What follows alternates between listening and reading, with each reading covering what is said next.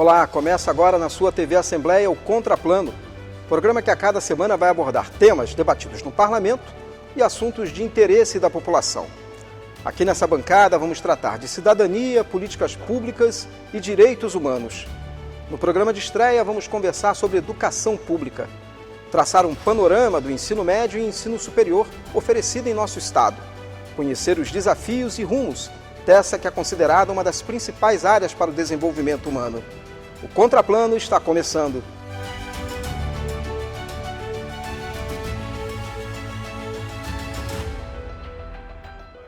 Para construir esse programa de estreia com a gente, convidamos o vice-governador e secretário de Educação, Felipe Camarão, o pró-reitor de ensino da UFMA, Romildo Sampaio, e a presidente do Conselho Estadual de Educação, Soraya Raquel.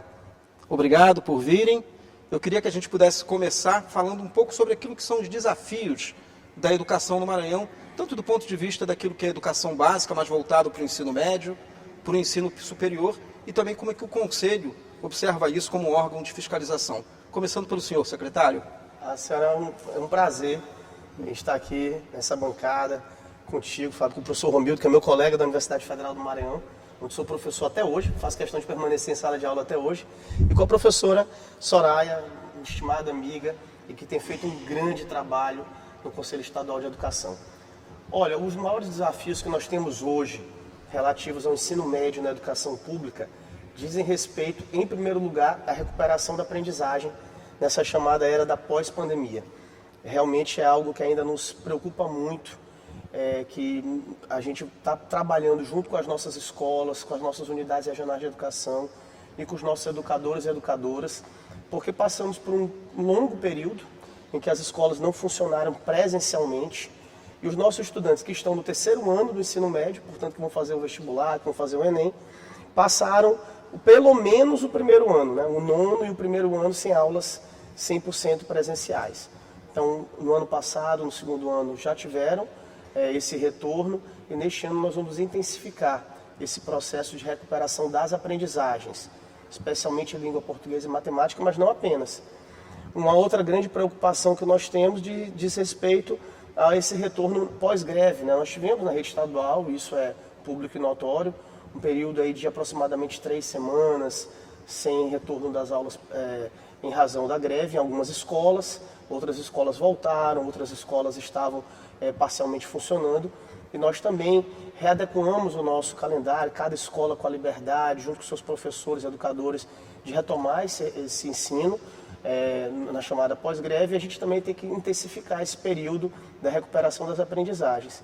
E, em terceiro plano, mas não menos importante, um grande desafio que nós temos no ensino médio, que é um debate inclusive acadêmico também, as universidades estão muito envolvidas nesse debate, nessa discussão, o Conselho Estadual de Educação e até o Conselho Nacional de Educação, que o MEC anunciou já que a gente vai debater novamente esse chamado novo ensino médio, né? Que era para estar funcionando desde o ano passado, né? Isso, e no Maranhão já funciona, né? Já está funcionando em várias escolas nossas. O Enem não acompanhou este novo ensino médio, e aí muitos professores, estudantes ficam pedindo a revogação do ensino médio, mas a gente precisa debater isso de forma mais aprofundada. O MEC vai abrir essa discussão. O Estado do Maranhão, a SEDUC, junto com o Conselho Estadual de Educação e as universidades, nós também vamos participar desse debate para ver se revoga, se aproveita alguma coisa que é boa, se não é. Então eu destacaria esses 3 como principais pontos de atenção para nós no ensino médio da rede pública estadual. Professor Romildo, e no caso do ensino superior, quais seriam esses desafios de 2023 nessa atualidade? Bom, boa tarde. Primeiro, em nome da Universidade Federal do Maranhão, gostaria de agradecer o convite. Um prazer muito grande poder estar aqui, falando um pouquinho sobre a educação superior, dividir essa bancada com o professor Felipe, com a professora Soraya, que de alguma forma, né, estão hoje envolvidos com os destinos da educação do Estado. Assim como o professor Felipe muito bem colocou, o ensino superior também vive um momento desafiador. A gente superou aquela fase aguda da pandemia, em que tivemos que nos ajustar a esse novo modelo. A universidade, e acho que as universidades de uma forma geral fizeram isso numa velocidade muito grande que o momento impunha, mas superada esse momento agudo, a gente tem ainda um momento desafiador. Eu colocaria hoje como alguns dos problemas, a gente tem hoje a questão do ingresso. A gente teve uma perda muito grande em relação ao período pré-pandêmico e ao período pós-pandêmico em relação ao número de alunos que ingressaram nas instituições de ensino superior, sejam elas públicas ou privadas. E a gente tem também problemas relacionados à retenção, à evasão, além de outros temas que permeiam hoje a atuação da educação superior, pública e privada. O professor Felipe colocou muito bem aí, nós estamos aí às vésperas desse novo ensino médio, da Base Nacional Comum Curricular, e outros temas hoje também bastante relevantes. Então, acho que a gente também vive na educação superior o mesmo momento desafiador que o ensino fundamental, que o ensino médio tem. Professora Soraya, qual o papel do Conselho Estadual de Educação, olhando todos esses desafios que existem nesse momento e, na opinião da senhora, são esses mesmo os desafios que estão postos? Boa tarde.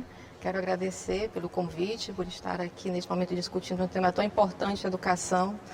Parabenizar a TV Assembleia por colocar em pauta essa temática, dizer que é uma honra também estar aqui discutindo, junto com o secretário Felipe Camarão, vice-governador, com o professor Romildo também, pró-reitor, discutir, pensar na educação, e isso é importante, ensino médio, ensino superior, porque a gente precisa ver a educação como um todo. Então, ter essa mesa, discutindo a educação, pensando em etapas que são diferentes, mas são complementares, é bem interessante.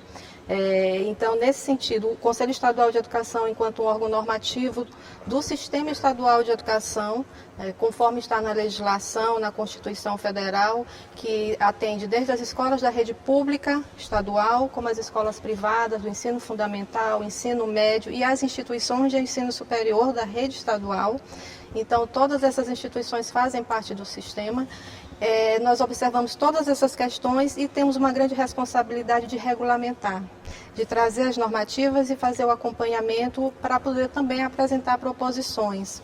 Com relação ao que foi posto pelo secretário Felipe, nós concordamos, realmente nós temos esses grandes dois desafios, e também acrescento uma questão de ter o olhar atento ao desenvolvimento psicológico dos estudantes, dos professores, da comunidade escolar, que nós sabemos que nós vivemos num momento que nós vivemos social, o contexto que nós temos grandes desafios com relação à cultura de paz, ao cuidado com o próximo, e ao mesmo tempo que nós temos essas necessidades, nós temos uma mídia, nós temos o avanço tecnológico, então é uma grande responsabilidade que a educação tem nesse processo formativo. E o Conselho, enquanto esse órgão, tem esse olhar, tem essas preocupações, inclusive o ensino médio é uma grande preocupação também, estamos discutindo.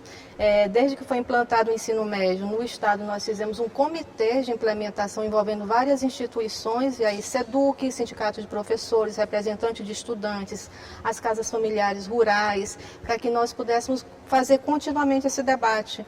E esse debate continua agora também nessa nova demanda que se coloca nacionalmente sobre o ensino médio.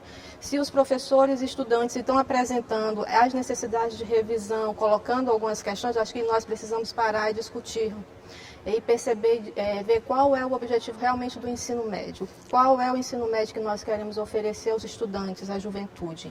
Essa é uma pergunta que eu acho que ainda não foi respondida nacionalmente. Então é um grande desafio.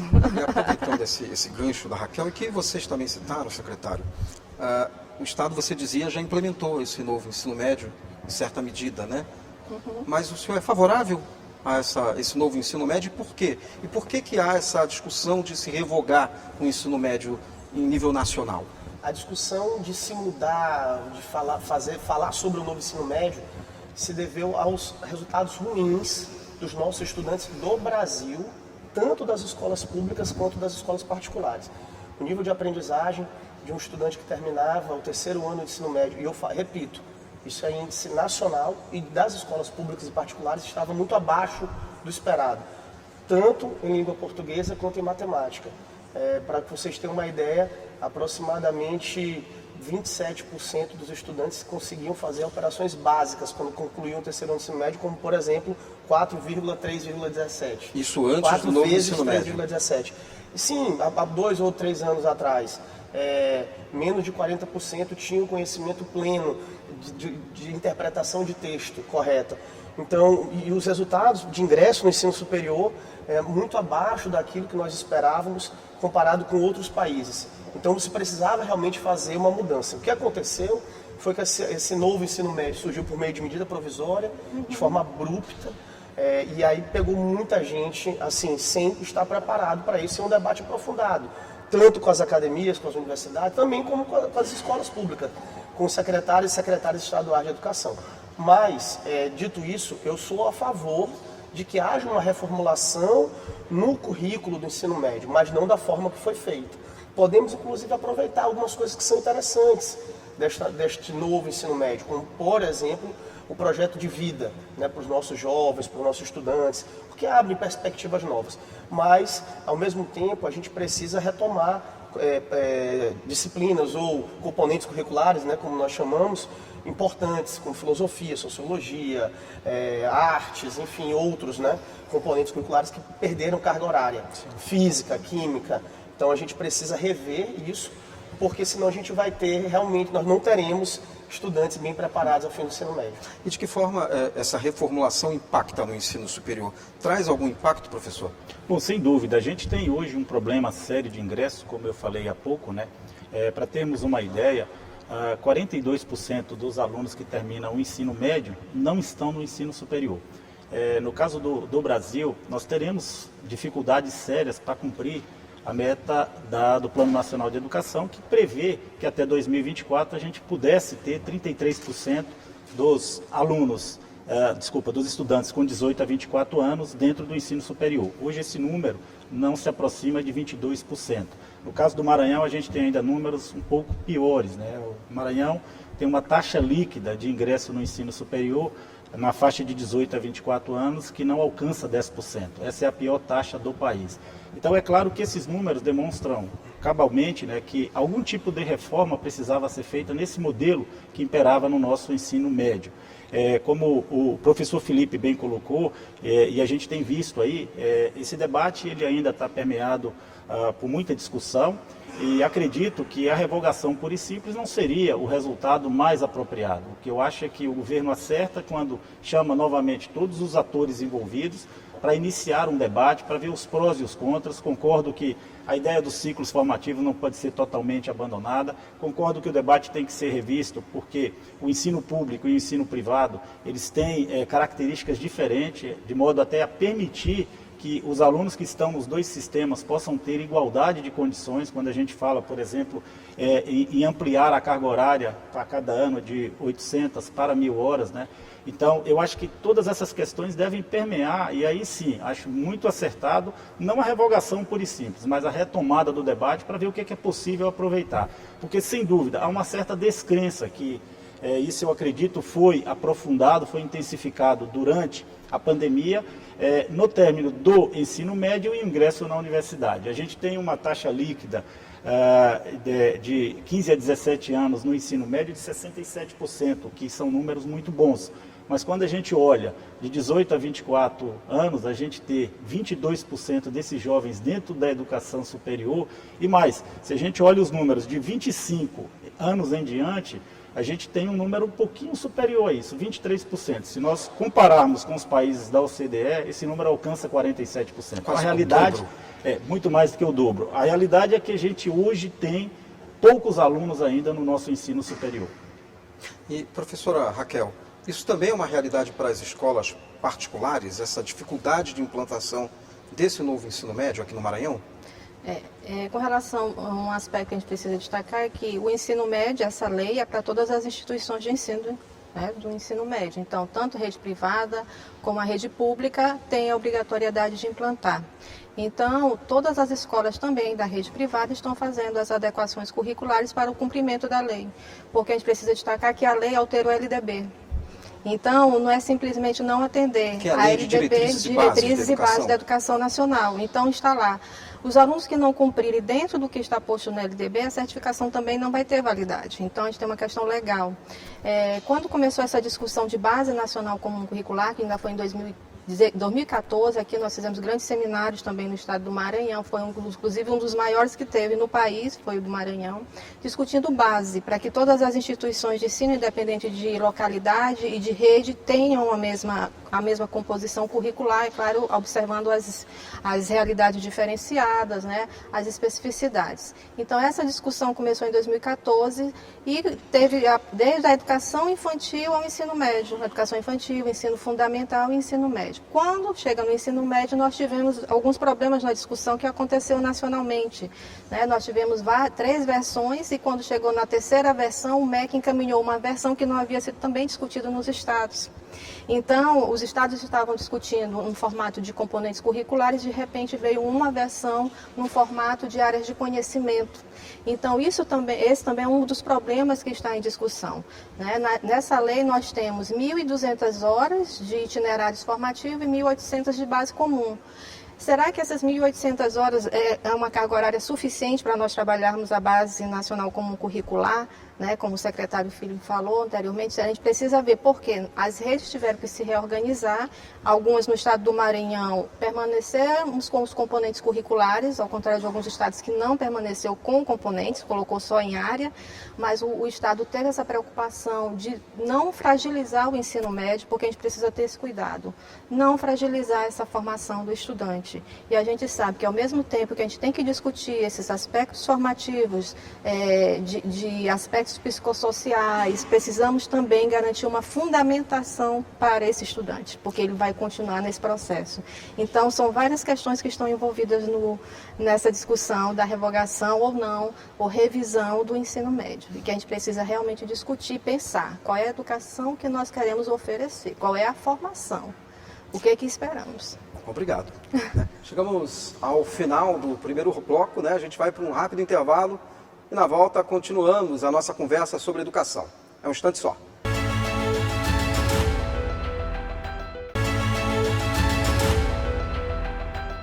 O Contraplano está de volta aqui pela sua TV Assembleia, nesse primeiro programa discutindo educação. Os nossos convidados, o vice-governador e secretário de Estado de Educação, Felipe Camarão, o pró-reitor de ensino da UFMA, Romildo Sampaio, e a presidente do Conselho Estadual de Educação, Soraya Raquel. A gente no primeiro bloco chegou a comentar um pouco sobre os impactos da pandemia na educação. Eu queria trazer um pouco mais esse tema, especialmente agora, professor Romildo, falando daquilo que são os impactos para o ensino superior, né? Como é que a gente pode observar que essa pandemia também não foi boa para as universidades? Bom, eu acho que o reflexo maior disso são os números que a gente já teve a oportunidade de trazer aqui no primeiro bloco. A gente tem hoje, e eu acho que muito em função da pandemia, mas também pela perda da renda média do trabalhador, a gente tem hoje ainda índices de evasão e de retenção do sistema muito altos. Nesse caso, o Maranhão até se destaca positivamente, porque ele tem uma média de evasão menor do que o resto do país. Para se ter uma ideia, a evasão média do ensino superior hoje alcança quase 30%, em torno de 29%, o Maranhão trabalha por volta de 23%. Antes da pandemia era menor esse número? Antes da pandemia um pouco menor, mas a realidade é que nós temos uma curva decrescente em relação à quantidade de alunos na educação superior. É claro que isso não pode ser explicado somente pela pandemia. Acreditamos sim que a pandemia teve um efeito direto nesses números, mas já há sim uma certa descrença do jovem em relação à educação superior. E aí sim, talvez as mudanças no próprio ensino médio possam arejar, né, esse sistema como um todo e permitir que esses números possam melhorar. Maranhão tem hoje por volta de 190 mil alunos na educação superior. A grande maioria ainda é nos cursos presenciais, mas os cursos à distância têm crescido. Em termos de Brasil, a gente está já estabilizado em torno de 8,2 milhões de matrículas na educação superior, 2/3 dela no ensino presencial, 1/3 no ensino à distância, mas no caso do ingresso, a educação à distância já superou o ingresso do ensino presencial. Ainda que em termos de Brasil, a gente tenha um certo equilíbrio, esse número não tem se modificado nos últimos anos, a gente teve uma diminuição no número de matrículas na educação superior do estado do Maranhão. E nesse sentido, o que a gente percebe é que o impacto da pandemia ele existiu, ainda que as instituições de educação superior, públicas e privadas, se movimentassem muito rapidamente E aí sim faço uma menção aqui às duas instituições federais e às duas instituições estaduais que se movimentaram rapidamente no sentido, certo, de permitir que as aulas e as atividades acadêmicas não fossem interrompidas. Então, passado aquele momento inicial e agudo da pandemia, a gente retomou as atividades. Hoje, no caso da Universidade Federal do Maranhão, a gente está com 100% das atividades presenciais. As instituições estaduais, a Universidade Estadual do Maranhão e a Universidade Estadual da Região Tocantina também, da mesma maneira, né, retomaram imediatamente.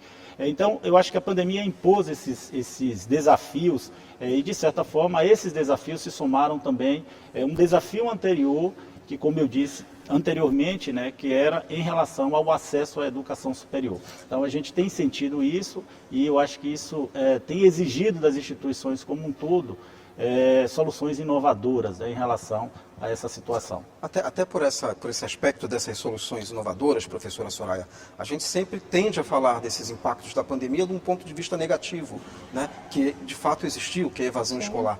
Mas, de repente, o uso da tecnologia, da forma que foi usada, pode ser apontado como um legado positivo, se é que a gente pode falar um legado positivo da pandemia? Considero que é um aspecto que nós precisamos continuamente relembrar, né? Esse processo de pandemia, aquele momento mais crítico, trouxe algumas regras, algumas inovações nesse sentido tecnológico, e isso acho que a gente não pode resgatar. Um dos elementos, a questão da utilização da tecnologia. Eu acho que o outro aspecto também que trouxe a pandemia, que trouxe essa reflexão no cenário educacional, é a participação da família, a articulação família e escola. Quando teve o processo de fazer as atividades remotas, os pais sentiram, né, a importância da escola no processo educacional. Então, isso ficou muito nítido. Essa articulação, sociedade, as famílias e a escola mostrou-se fundamental no processo formativo do estudante e do acompanhamento. Então, esse é um aspecto que nós não podemos esquecer. Nós precisamos cada vez mais fortalecer esse processo, essa articulação entre família e escola. Com relação à tecnologia também, porque nós começamos a perceber outros instrumentos para utilizar no processo pedagógico, que isso é importante. Nós sabemos que os estudantes hoje, todas as mídias, eles vivem continuamente nas mídias, que tem uma dinâmica. E a escola não pode ficar distanciada dessa dinâmica, né? Porque precisa também tornar esse processo pedagógico um processo dinâmico, atrativo, né? E que ele sinta realmente qual é a importância daquela formação que ele está tendo para a sua vida. Então, isso é um aspecto e a tecnologia ela pode ser muito bem utilizada. Com relação ainda à pandemia que nós tivemos, como o professor Romildo falou, que as instituições imediatamente aqui no estado do Maranhão se organizaram, o Conselho Estadual também, as normativas que autorizaram a atividade remota no sistema estadual foram normativas elaboradas pelo Conselho Estadual de Educação, logo no mês de março de 2020, autorizando que as instituições pudessem ter as atividades remotas, porque nós compreendíamos, todos os que participam, né, foi feita até uma reunião na Secretaria de Estado, foi em fevereiro, logo quando começaram a aparecer nacionalmente vários momentos, em outros estados, inclusive da pandemia, e o estado do Maranhão sentou com várias instituições discutindo como nós iríamos proceder. Então, toda essa preocupação de buscar alternativas foram realizadas durante esse momento de pandemia. E ainda com relação a esse desafio que nós temos ainda, como já foi colocado aqui, trazer os alunos que evadiram, né, que abandonaram a escola, também é um grande desafio. Nós precisamos ver, nós temos os estudantes que permaneceram e precisamos fazer essa recomposição curricular e precisamos trazer os estudantes que se afastaram.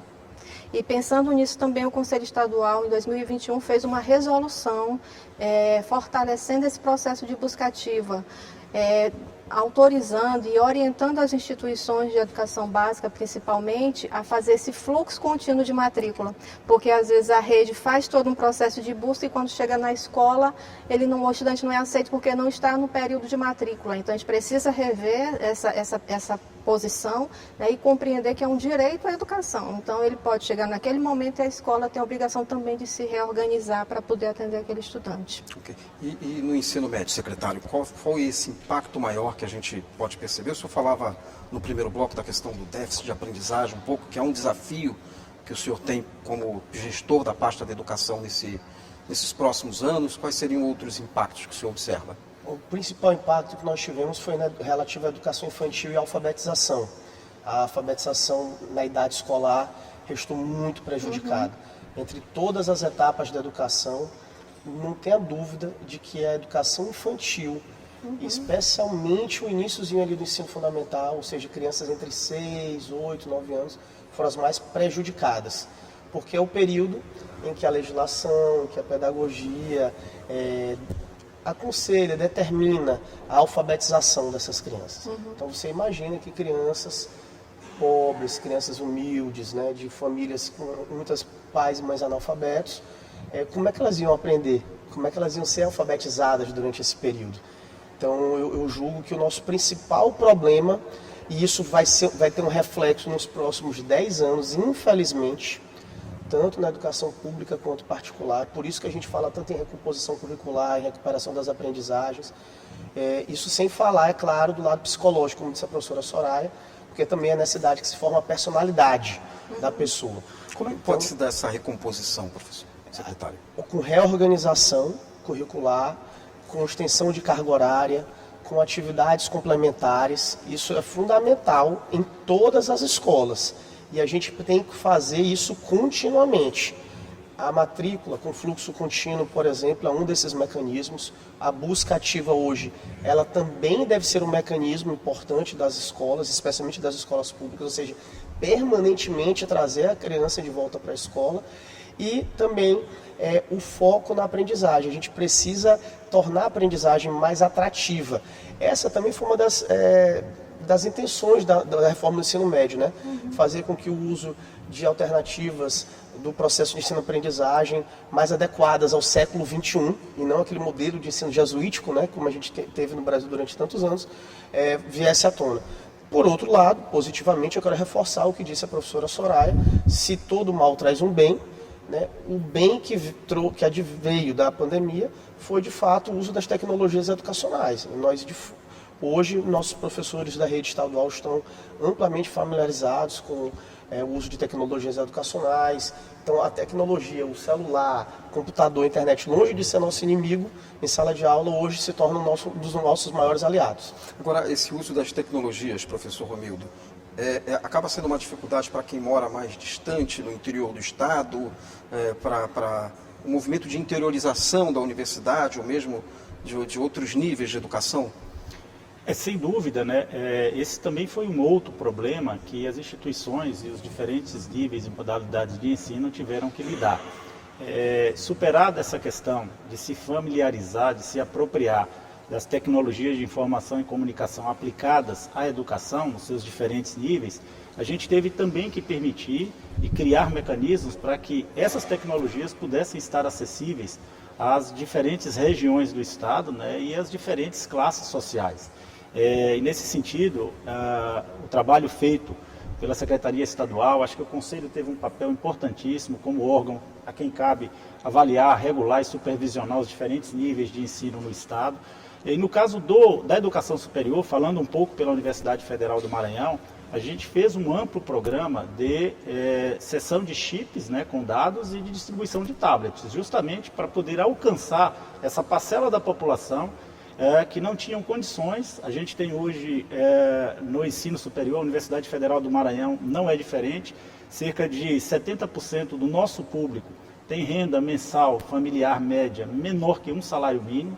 Então isso acaba sendo um fator preponderante no acesso a essas tecnologias, e a universidade conseguiu, através dessas políticas, né, e de ações feitas até de modo inovador, principalmente na fase mais aguda, fazer a distribuição desses tablets, desses chips, permitindo que esses alunos que estivessem em diferentes localidades. A gente tem hoje, além do campus sede da universidade aqui em São Luís, a gente tem 8 campos distribuídos pelo interior, mas uma ampla rede através dos polos de educação à distância, através dos programas de formação especial como o PAFOR, uma ampla rede aí de formação e de capacitação desse público em geral. Então eu acho que os diferentes sistemas tiveram que inovar, né, tiveram que criar alternativas, principalmente para que esse público pudesse ser assistido por essas tecnologias. Eu acho que nós, enquanto corpo docente, a gente conseguiu se ajustar numa velocidade muito rápida, que o momento desafiador exigiu. Mas era preciso que não só a tecnologia existisse, como ela também estivesse disponível a toda essa nossa parcela dos estudantes. Muito obrigado. Chegamos ao fim do segundo bloco. A gente vai para mais um rápido intervalo e voltamos daqui a pouco com o último bloco do Contraplano.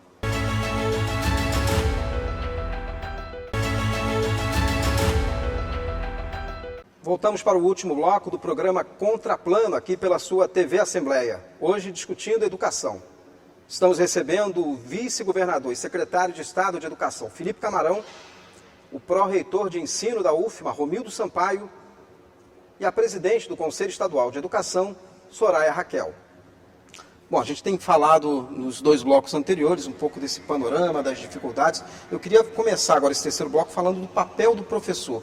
Qual o papel do professor nessa reorganização, nessa reformulação, ou pensar no ensino de mais qualidade para dentro do nosso estado, do nosso país de uma forma geral? Professora Soraya, por favor. O professor, ele tem uma grande responsabilidade nesse processo de discussão sobre esse desenho curricular que vamos retomar agora sobre o ensino médio. Quando pensamos quais são os objetivos que nós vamos apresentar neste ensino médio, nessa organização curricular, o professor ele está nesse espaço com o estudante, né? E tanto o professor como o estudante também vão ter papéis fundamentais nessa discussão que nós vamos ter sobre esse formato do ensino médio. Precisamos saber, essa discussão que acontecerá nacionalmente, nós vamos ter a participação do MEC, do CONSED, que é o Conselho da Secretaria de Estado da Educação, do FONSED, que é o Fórum dos Conselhos Estaduais de Educação, para poder fazer essa discussão de forma nacional, que em todos os estados, inclusive essa discussão que o FONSED está defendendo, essa perspectiva, que aconteça em cada estado essa discussão. Então, esse processo de discussão do ensino médio não pode deixar de ter a presença do professor de forma efetiva na discussão. Então, se nós estamos colocando um desenho curricular que não está atendendo às expectativas, nós precisamos pensar coletivamente qual será esse novo desenho. Então, não basta dizer que não é o desenho que é necessário e que é posto, que vai atender aos objetivos do ensino médio. Nós precisamos pensar coletivamente qual é o desenho. Porque nós sabemos que os princípios que vão embasar a reforma do ensino médio, os princípios estão lá, que são princípios que nós todos defendemos, né?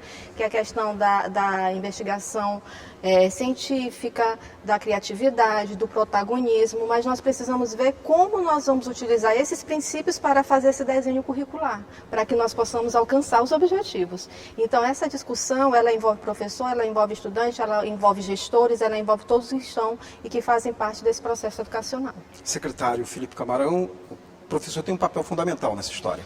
Eu acrescento ao que disse a professora Soraya alguns aspectos. Primeiro, a gente também tem que debater junto com os professores e junto com as universidades a formação inicial dos nossos professores.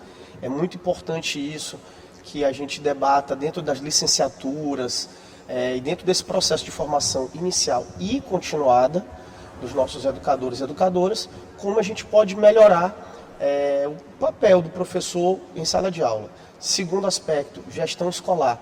É fundamental que os nossos professores estejam preparados para o papel de gestão, porque nas nossas licenciaturas nós não somos preparados para sermos gestores, para lidar com contas, prestação de contas, dinheiro federal, dinheiro estadual, recursos humanos. O gestor escolar é psicólogo, né? Assistente social, médico, enfermeira, são muitas tarefas que muitas vezes nós não recebemos a preparação adequada durante a nossa formação. Então, o papel do gestor escolar também é fundamental para o sucesso pleno de uma aprendizagem adequada. E o papel do professor e da professora em sala de aula, né? O processo de ensino-aprendizagem é um processo dialético, que independe de uma estrutura maravilhosa para acontecer, mas também depende dela. Então, é um processo complexo, é um processo que os órgãos têm que dar os meios necessários, as universidades, as escolas, garantir estruturas dignas, e também o professor hoje com um papel protagonista, né?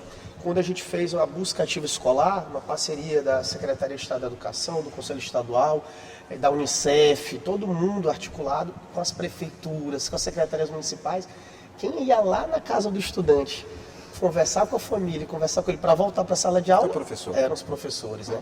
Então a gente vê que o professor hoje tem um papel dentro e fora da sala de aula. Então eu vejo que esse processo, repito, formação inicial, processo formativo contínuo, a gestão escolar e, é claro, a valorização docente, inclusive com a remuneração adequada, forma um conjunto estruturante para que a gente tenha uma educação digna, de qualidade e responsabilidade social. Agora, professor Romildo, no ensino superior, nos últimos anos, o que a gente viu foi o contrário disso, muitas vezes, para o professor, né? São bolsas que deixaram de ser pagas, o corte em pesquisa, que é tudo aquilo que alimenta também o professor, no caso do ensino superior. Sem dúvida, a gente teve uma deterioração em relação a alguns números, né? Muito em função das políticas que foram aplicadas, particularmente nos últimos anos. Haja visto aí que, em termos dos valores, em termos da quantidade de recursos humanos formados, tivemos não só uma diminuição de concluintes no ensino superior, como também formamos menos mestres e doutores no país. E é claro que isso impacta gerações posteriores, sem sombra de dúvida. Mas muito lúcidas as colocações feitas aqui pelo professor Felipe, pela professora Soraya, porque eu acho que o professor ele manteve esse protagonismo que sempre teve, né? Nesse processo em que a gente teve que se adequar muito rapidamente às mudanças que o período pandêmico nos impôs, o professor muito rapidamente também se ajustou a essas novas tecnologias de informação e comunicação. E se a gente hoje passa por um momento de mudanças no nosso ensino médio, o ensino superior também está impactado por esse processo de mudanças. O professor Felipe trouxe aqui uma questão muito importante, né, que também está associado à mudança no ensino médio. As mudanças que os nossos cursos de licenciatura, particularmente os nossos cursos de pedagogia, deverão fazer para a formação de professores. E a gente está hoje também no ensino superior com uma série de legislações, de novas diretrizes. A gente tem uma diretriz tão ampla quanto a de formação de professores, que é que nos obriga a curricularizar 10% da carga horária de todos os nossos cursos de graduação com atividades extensionistas. A importância que a extensão passa a ter, já tem uma importância muito grande, mas agora sim esse tripé passa a ser totalmente equilibrado do ensino, da pesquisa e da extensão, acreditando a extensão esse papel prioritário que ela tem na formação. E a gente tem uma série de carreiras que também estão com diretrizes novas nesse sentido, renovando esse protagonismo, mas também melhorando o processo de ensino-aprendizagem, com o uso de metodologias ativas de aprendizagem, os cursos de pedagogia, os cursos de licenciatura, as engenharias estão com novas diretrizes, o curso de direito tem novas diretrizes, a educação física com novas diretrizes. Então a gente acredita que todo esse processo de mudança, ele também está acontecendo no âmbito da educação superior. Agora, professora Soraya, com uma nova gestão federal também, que é uma outra política de educação que está sendo proposta agora, o que esperar desse diálogo, dessa nova gestão para a educação? Penso que nesse diálogo, né, que o governo federal está estabelecendo, inclusive já teve várias reuniões com reitores das universidades federais, com gestores das escolas dos estados, das redes estaduais. Então, assim, penso que esse momento nós vamos ter inicialmente um momento de reorganização, de ser feito um levantamento das principais necessidades, tanto referentes à educação básica, que são muitas, desde a questão da alfabetização, base nacional comum curricular, né, são vários elementos que precisam ser discutidos na educação básica, como no ensino superior. Com relação ao ensino superior também, destaco as diretrizes curriculares para a formação docente, como foi colocado aqui, porque com a Base Nacional Comum Curricular teve alteração nessa formação e as universidades não conseguiram se organizar ainda conforme essas diretrizes. Então nós estamos num momento de muitas indecisões e o governo federal precisa dar um direcionamento, porque esse é o objetivo inclusive do governo federal, estabelecer políticas nacionais para a educação. Então nós precisamos ter esse processo orientativo, uma política nacional de educação, ao definir que nós temos um ensino médio que precisa de reforma, que precisa ser alterado, que precisa ser repensado, nós precisamos pensar nisso urgentemente. Porque uma alteração na LDB vai trazer vários elementos de mudança, educação básica e ensino superior. Então, uma das questões que envolve o ensino médio, 2024, ou seja, ano que vem, os alunos já vão ingressar, os alunos que iniciaram em 2022 com o novo ensino médio já vão fazer o processo de seleção para o ensino superior. Entretanto, o MEC, o INEP, ainda não tem o formato de como vai ser esse processo. Então, isso é muito sério. Por quê? Porque no primeiro dia nós teremos uma base nacional comum curricular, que está definida, mas nós vamos ter no segundo dia, itinerário, vai ser com base nos itinerários formativos. As redes estão definindo os seus itinerários formativos. Diferentemente, numa mesma rede nós temos vários itinerários, entre os estados são diferentes itinerários. Como será esse processo de seleção no segundo dia? Então, o governo federal precisa fazer esse levantamento das principais, as urgências, porque nós temos grandes urgências no que se refere à política educacional, para realmente efetivar uma política educacional para o país. A nossa produtora Aline Cantanhede informou que a gente tem 3 minutos. Eu queria então destinar 1 minuto a cada um de vocês para poder fazer as considerações finais, começando pelo senhor, secretário. Eu quero apenas agradecer a oportunidade de estar nessa bancada, de estar aqui na TV Assembleia, que é uma TV pública. Eu acho muito importante a gente debater educação, debater educação pública, debater democracia, políticas públicas numa TV como essa. É um espaço democrático, é um espaço que a gente tem acesso a milhares de pessoas, para que elas possam ouvir diferentes opiniões, mas todas com o mesmo objetivo, que é oferecer uma educação pública gratuita, de qualidade e de responsabilidade social. Agradeço a TV Assembleia, agradeço aos deputados e deputadas do Maranhão por todo o apoio à educação que eles têm dado para o Estado do Maranhão. Agradeço ao professor Romildo e à professora Soraya pela oportunidade de debater com eles. Obrigado, secretário. Professor Romildo. Faço as palavras do professor Felipe, os meus agradecimentos em meu nome, em nome da Universidade Federal do Maranhão, por esse espaço em que a gente pode trazer aqui um pouco da importância da educação superior nesse contexto, né, e a superação de todas essas dificuldades que nós passamos recentemente. Eu acho que assim como as instituições estaduais, as instituições federais de educação superior do Estado prestam um relevante serviço à formação de profissionais nas diferentes carreiras no âmbito do Estado, ainda temos problemas no nosso Estado. Então eu acho que as instituições públicas têm um papel fundamental. Reiterar aqui esse papel de uma universidade pública, gratuita e de qualidade. Muito obrigado pelo espaço. Obrigado, professora Soraya. Quero agradecer também pelo convite, por estar aqui nesse diálogo sobre educação. Agradecer em nome do Conselho Estadual por esse debate qualificado. Agradecer pela parceria do professor Romildo, professor Felipe Camarão, por termos discutido a educação pública, como foi falado aqui pelo secretário Felipe. Se a gente for ver, mais de 80% da educação que é oferecida, a educação básica que é oferecida no estado do Maranhão é rede pública, mais de 87%. E é uma grande responsabilidade. Nós temos muitos desafios e nós precisamos pensar nisso coletivamente. Então, o Conselho se coloca sempre à disposição para contribuir nessa discussão, poder, dentro das suas competências, também participar desse processo que garante a educação para todos, porque é um direito e nós precisamos garantir. Obrigado. Muito obrigada. Eu queria agradecer a presença dos nossos convidados. Chegamos ao fim desse primeiro programa Contraplano. Espero que tenham gostado. Você pode assistir a reprise dessa edição em nossa programação ou em nosso canal do YouTube. Até a próxima semana com mais um Contraplano.